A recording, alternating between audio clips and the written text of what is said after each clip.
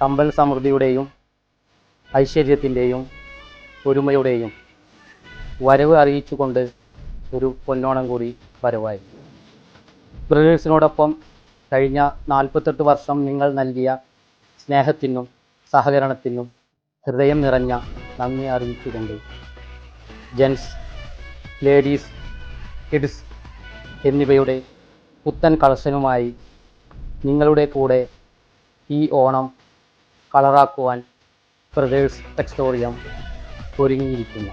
വരൂ, ഈ ഓണം ബ്രദേഴ്സിനോടൊപ്പം ആഘോഷിക്കാം.